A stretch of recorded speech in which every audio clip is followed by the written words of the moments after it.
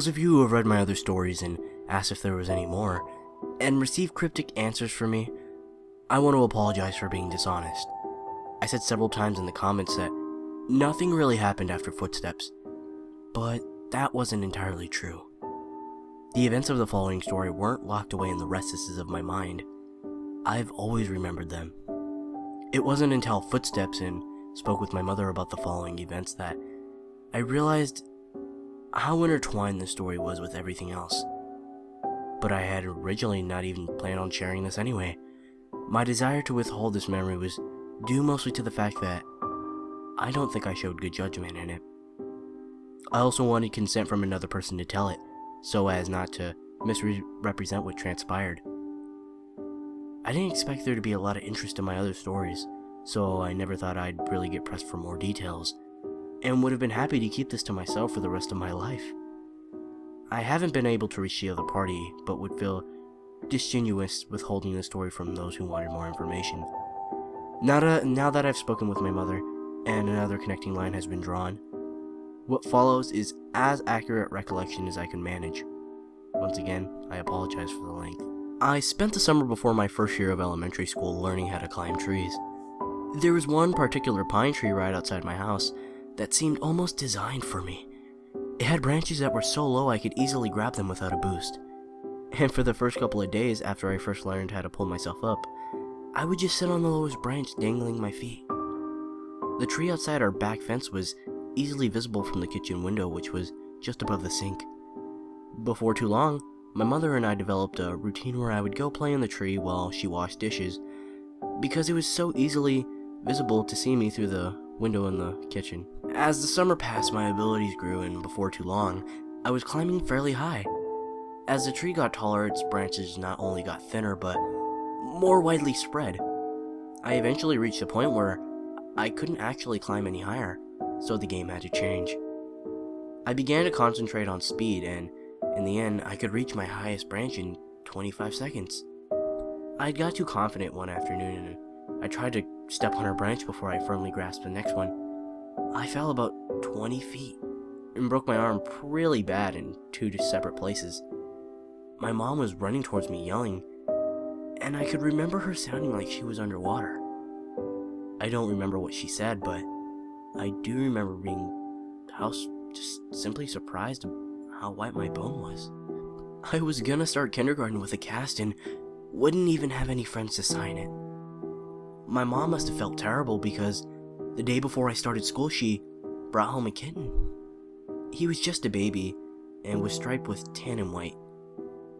As soon as she put him down, he crawled into an empty case of soda that was just sitting on the floor. So I named him Boxes. Boxes was only an outside cat when he escaped. My mom had him declawed so he wouldn't destroy the furniture.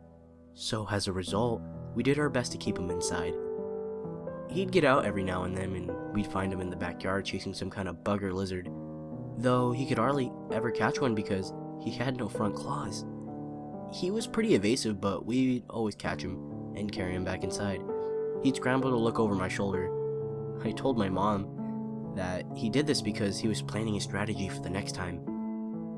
Once inside, we'd give him some tuna fish, and he'd come to learn the sound of the can opener and what it might signal, and he'd come running out whenever he heard it. The conditioning came in handy later because toward the end of our time in that house, Boxes would get out more often, and he would run under the house into the crawl space, which neither of us wanted to follow because it was crammed and probably crawling with bugs and rodents.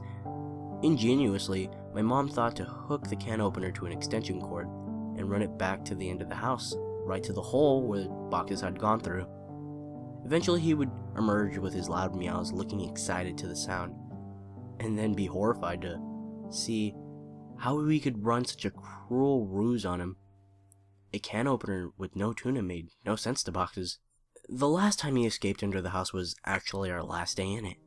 My mom had put the house on the market and we began packing our things.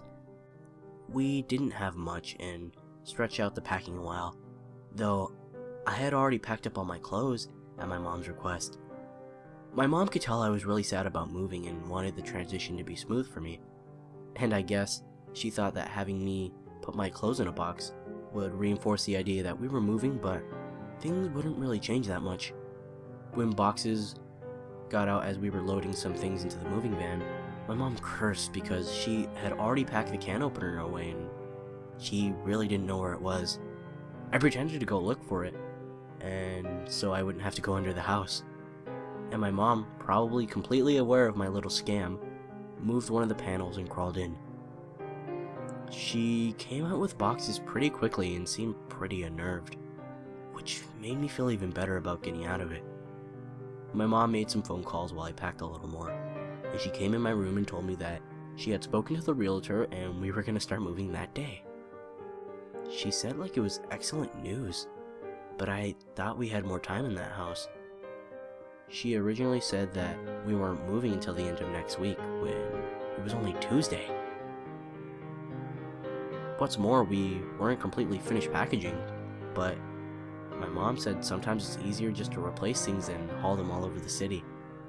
I didn't even get to grab the rest of my box clothes, and I asked if I could call my friend Josh to say goodbye. But she said we can just call him from our new house. And we left in the moving van.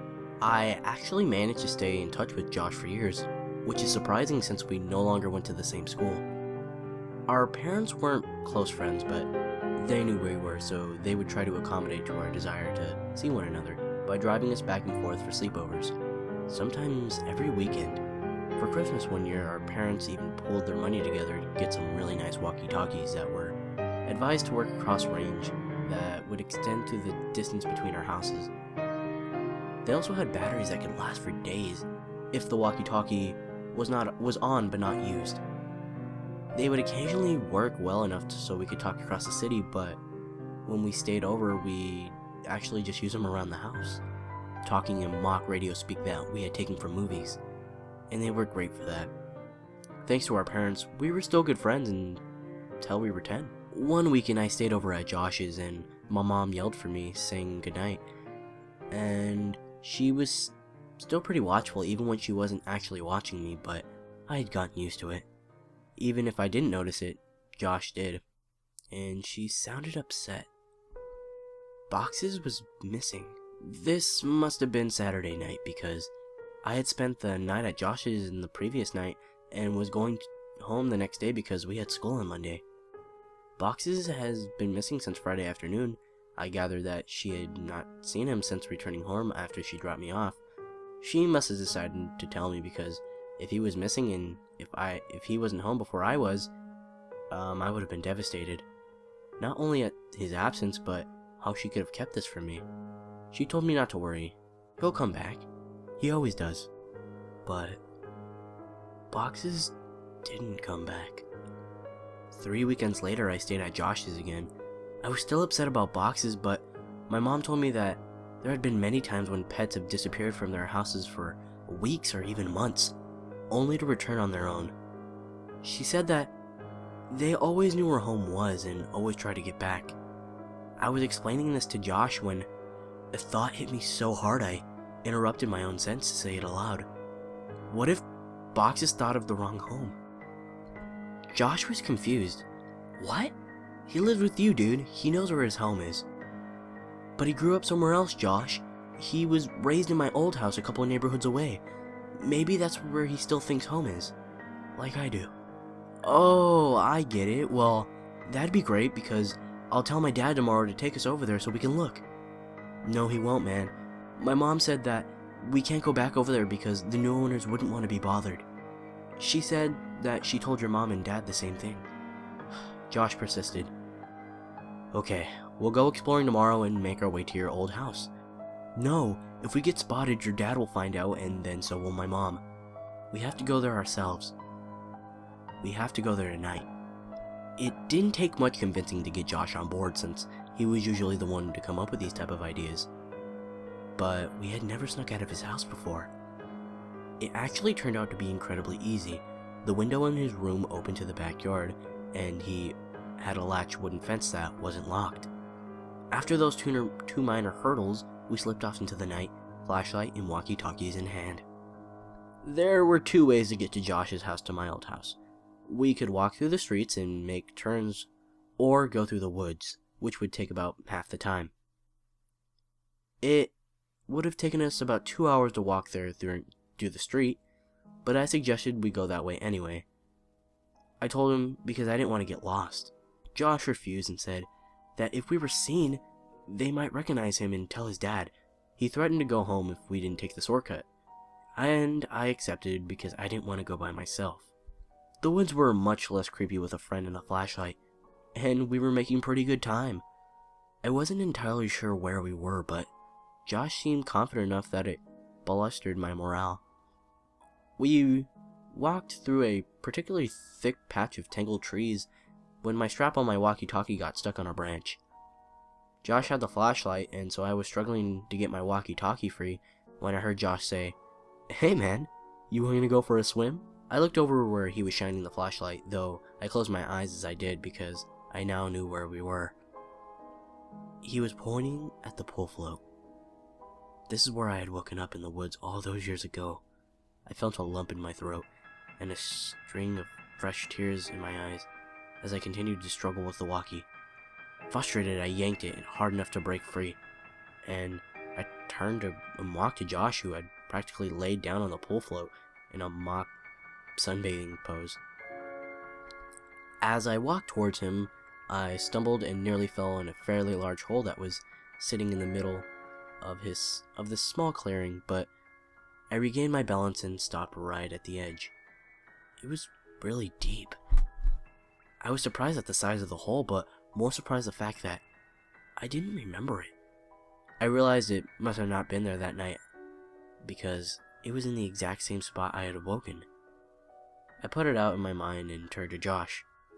"Quit messing around, man. You saw I was stuck over there and you were just laying here joking around on this float." I punctured the sentence with a kick to the exposed part of the float. A screeching noise rose from it. Josh's smile inverted. He suddenly looked terrified and was struggling to get off the float, but he couldn't in a quick manner due to the awkward way he had been laying on it. Each time he would fall on the float, a screeching would intensify.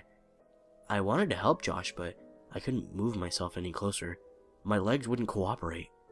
I hated these goddamn woods. I picked up the flashlight and had thrown it in his thrashing and shined on the float, not knowing what to expect. Finally, Josh got off the float and rushed right next to me. Looking at where I was shining the light, suddenly there it was. It was a rat. I laughed nervously, and we were both watching the rat run into the woods, taking the screeches with it. Josh lightly punched me in the arm, and a smile slowly turned into his face, and we continued walking. We quickened our pace and made it out of the woods faster than I thought we would, and we found ourselves back in my old neighborhood. The last time I rounded this bend, I had seen my house fully illuminated, and all the memories of what transpired came flooding back.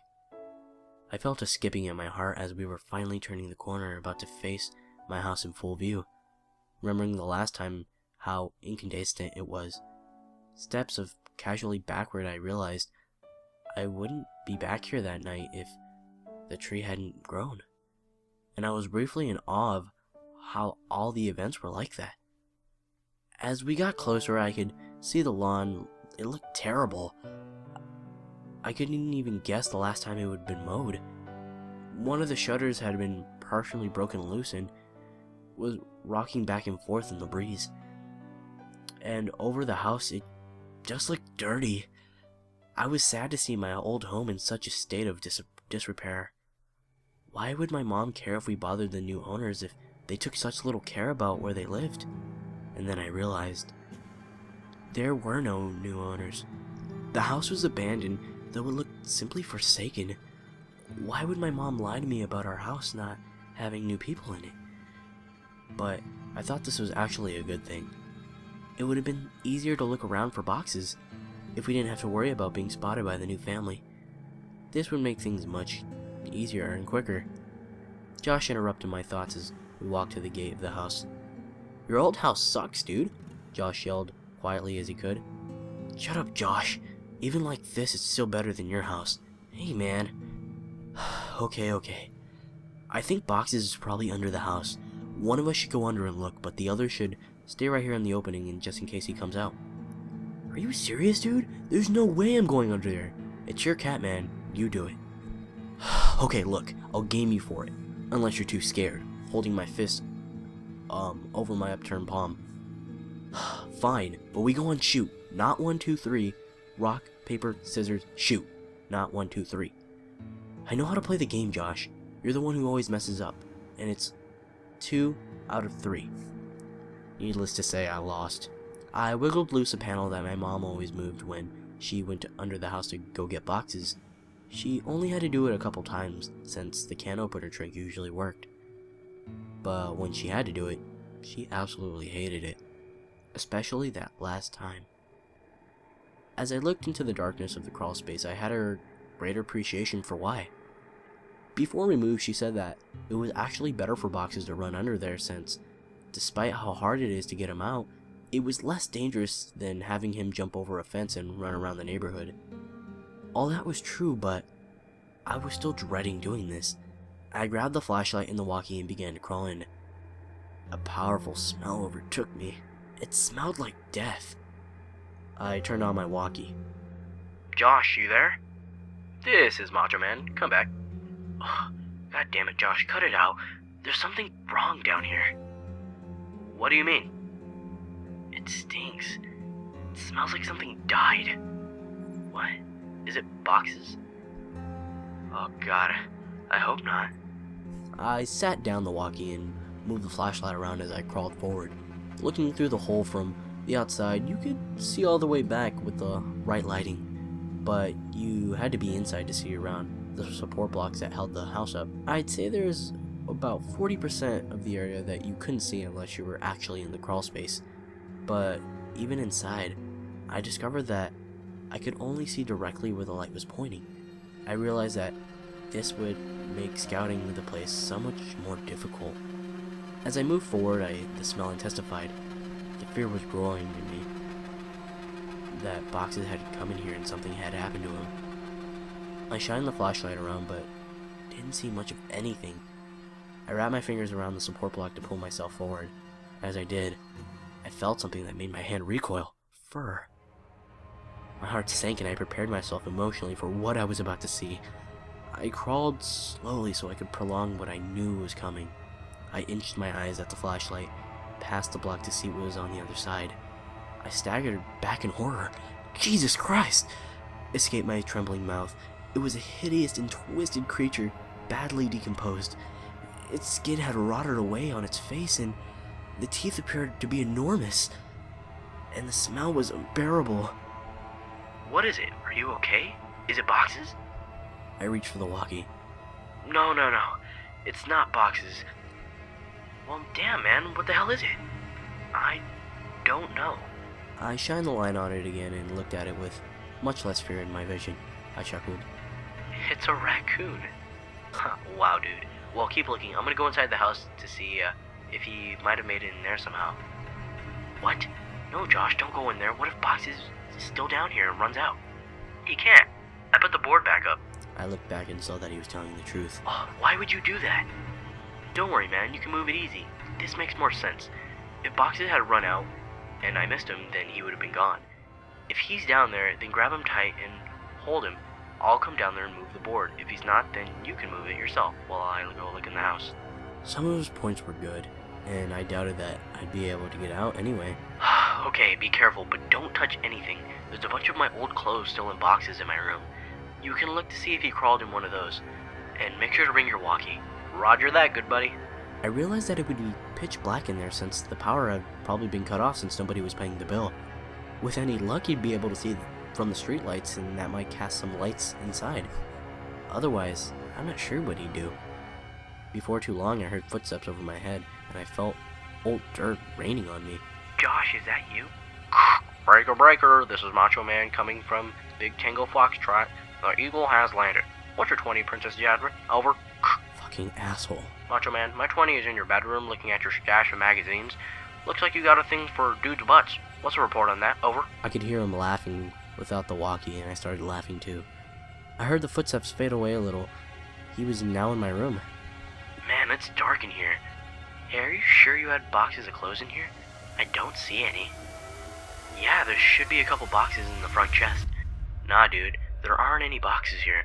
Let me check to see if you maybe forgot that you put them in your closet before you left. I started thinking that maybe my mom had come back and gotten the clothes and just gave them away because I had outgrown a lot of them, but I remember leaving the boxes there. I didn't even have time to close the last one up before we left. While I was waiting for Josh to tell me what he found, I kicked my leg out, which had started to fall asleep. Because of the position I was in, I hit something, and I looked back to see something really strange. It was a blanket, and there were bowls. I crawled to get a closer look at it, and the blanket smelled really moldy, and most of the bowls were empty, but one had something that I recognized in it. Cat food. It was a different kind than we gave boxes, but I suddenly understood. My mom had set up a little place for boxes to encourage him to come home instead of running throughout the neighborhood.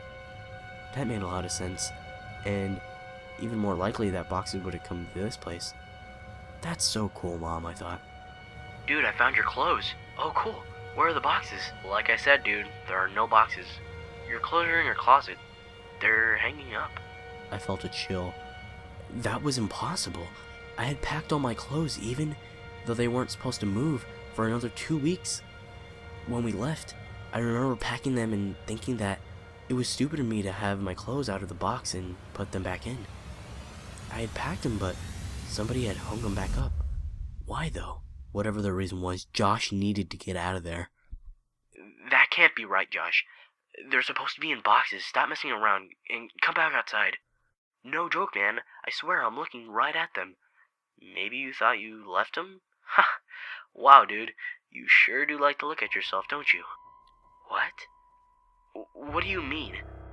Dude, your walls, man. Your walls are covered in Polaroids of yourself. There are hundreds of them. What, you hire someone to... Silence. I checked my walkie to see if I somehow switched it off. It was fine. I could hear footsteps, but I couldn't tell where Josh was going. I waited for Josh to finish his sentence, thinking that his finger might have slipped off the button, but he didn't continue. He seemed to be stomping around the house now, and I was just about to radio him when he came back. Dude, there's someone in the house. His voice was hushed and broken. I could tell he was on the verge of tears. I wanted to respond, but how loud was his mic he turned up? What if the other person heard it? I said nothing and just waited and listened. What I heard were footsteps. Heavy, dragging footsteps. And then a loud thud. Oh God. Josh. He had been found, I was sure of it. This person had found him and was hurting him. I broke out in tears. He was my only friend next to boxes. And then I realized, what if Josh told him I was under here?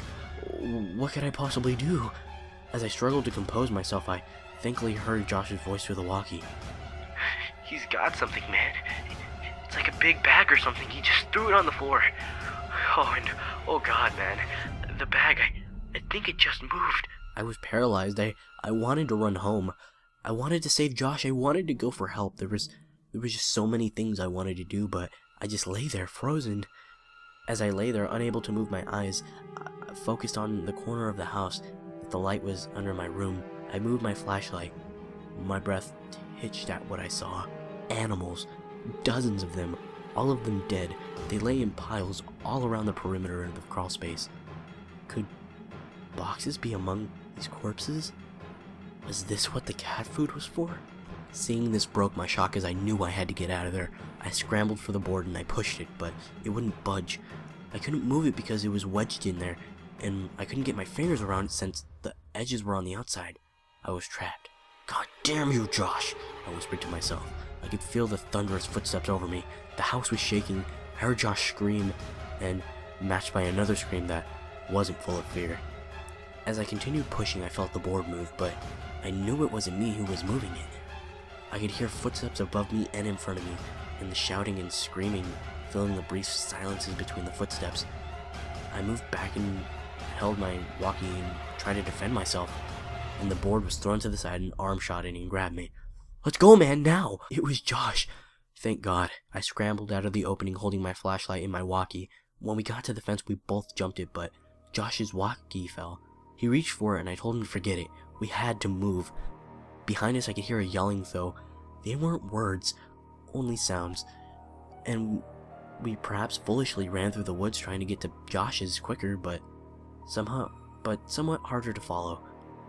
The whole way through the woods, Josh kept yelling, "My picture, dude! He took my picture!" But I knew the man already had Josh's picture from all those years ago at the ditch. I suppose Josh still thought those mechanical sounds were from a robot.